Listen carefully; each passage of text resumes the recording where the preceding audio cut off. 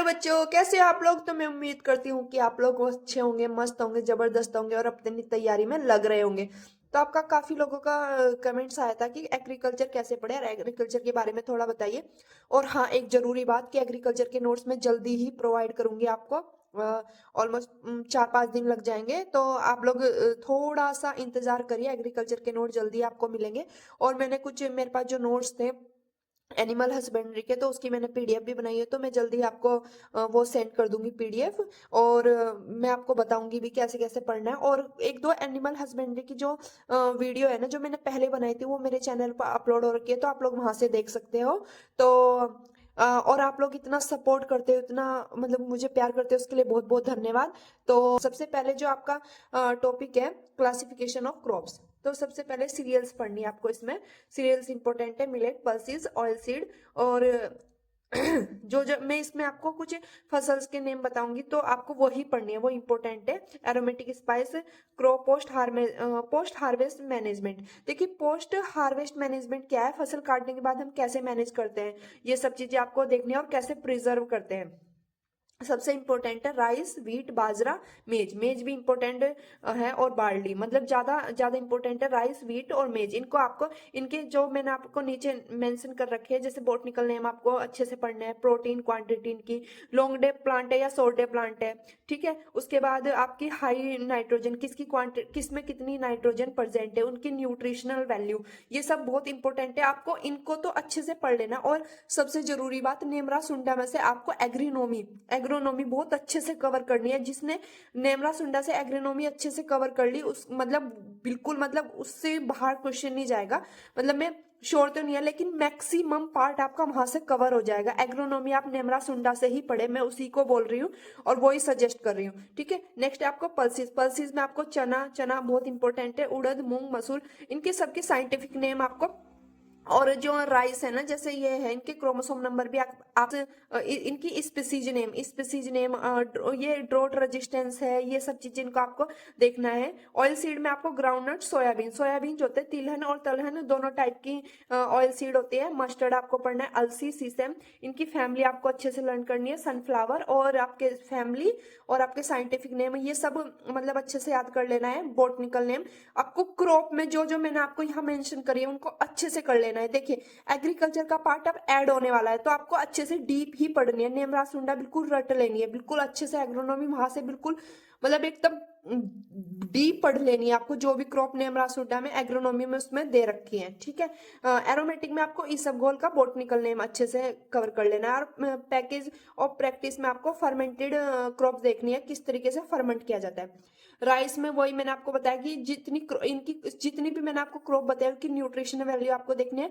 Climate मतलब climate देखना है कि किस क्लाइमेट में होते हैं, स्पीसीज टाइप, बोने की विधि और इंसेक्ट मैनेजमेंट कि आपको इंसेक्ट मैनेजमेंट उसमें कैसे होता है। सस्टेनेबल एग्रीकल्चर क्या होता है, सस्टेनेबल एग्रीकल्चर वो होते हैं वहां उस तरह की खेदा प्रोडक्शन मिले, कम सुविधा में ज्यादा प्रोडक्शन हो, तो सस्टेनेबल होते हैं। ये नहीं है कि हमें हर बार खर्चा करना पड़ रहा है। एग्रोनॉमी बहुत इंपॉर्टेंट है, आपको नेमरा सुंडा से ही कवर करनी है, ठीक है। हॉर्टिकल्चर क्रॉप्स में आपको जैसे फ्रूट्स में मैंगो देखना है, टमाटो, आपका रोज, ये सीजन, इनका सीजन देख लेना है, सीजन वाइन, कितने ईयर पुरानी है, किस तरीके से हम इसको कर रहे हैं। पपाया, पपाया का आपको पोलिनेशन देखना है, किस टाइप का पोलिनेशन पपाया में होता है, ठीक है। आंवला, गवावा, डेट्स, खजूर का फैमिली साइंटिफिक नेम और सैलिनिटी रेजिस्टेंस होता है ये, ठीक है। ये सब आपको अच्छे से कवर कर लेना है, ठीक है। नेक्स्ट है टमाटो अनियन का वैरायटी, वैरायटी भी देखनी है इनका। और डिसीज देखिए, जितनी भी क्रॉप है उनको आपको डिसीज भी अच्छे से कि अगर कुछ प्रॉब्लम हो रही है तो किस रीजन से हो रही है, कौन सी डिसीज इसमें हुई है, ठीक है। इंसेक्ट में, इंसेक्ट जैसे कि इसकी क्वेश्चन ऐसे आते हैं इस मतलब क्रॉप वाले पार्ट से, कि जैसे व्हाइट फ्लाई है, उसने किस प्लांट को हार्म किया है, इस तरीके से फिजियोलॉजिकल डिसऑर्डर हो जाता है। मतलब उनकी मतलब कोई चेंज हो जाएगा, जैसे टमाटर में कुछ चेंज हो गया, चेंज का मतलब होता है उसकी फिजियोलॉजी यानी कि खराब हो गया, उस तरीके से आपको ये फिजियोलॉजिकल डिसऑर्डर आपको लर्न करने अच्छे से। एग्रीकल्चर ये बहुत इंपॉर्टेंट पार्ट है, एग्रीकल्चर इंस्टीट्यूट ऑफ इंडिया, ठीक है। नेमरा सुंडा से जितने भी है उसके अंदर, जितने भी आपको अच्छे से इनको कवर कर लेनी है, इंपॉर्टेंट है ये, ठीक है। फोर्थ यूनिट एनसीईआरटी से 11th-12th बायो, वो फोर्थ यूनिट एनसीईआरटी से ही कवर करनी है। उसमें प्लांट फिजियोलॉजी है, रेस्पायरेशन, ट्रांसपोर्ट, ये सब, फोटोसिंथेसिस। सॉइल में आपको सिलिकॉन कैपेसिटी, इस तरह के क्वेश्चन आते हैं।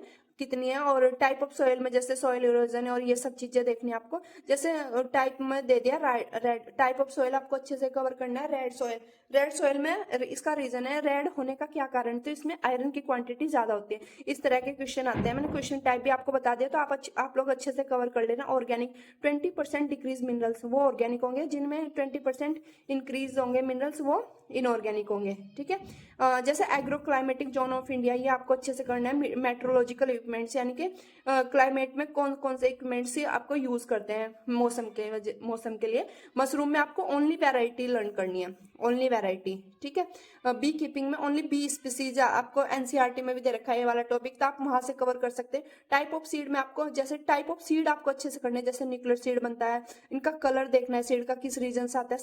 सीड एक्ट ये इंपॉर्टेंट है, सीड एक्ट आपको देखने हैं एक बार, मतलब किस ईयर में सीड एक्ट बना था। सीड कंपनी में पब्लिक प्राइवेट स्थापित, वैसे ये इतना इंपॉर्टेंट नहीं है, पर आपको सीड एक्ट देख लेना है ईयर वाइज।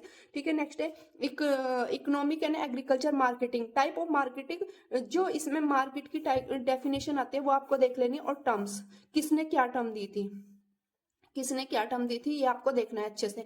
मार्केटिंग में type of market definition terms देखने हैं आपको। एग्रीकल्चर फार्म टूल्स, जैसे फावड़ा हो गया, इंजन, ट्रैक्टर, इसलिए मैंने आपको हिंदी में लिखा है, कृपया राइटिंग पर ध्यान ना दें, आप सिर्फ मेरे शब्दों को समझे अच्छे से, और मैं क्या बता रही हूँ सिर्फ आप सिलेबस देखें, राइटिंग पर ध्यान ना दें।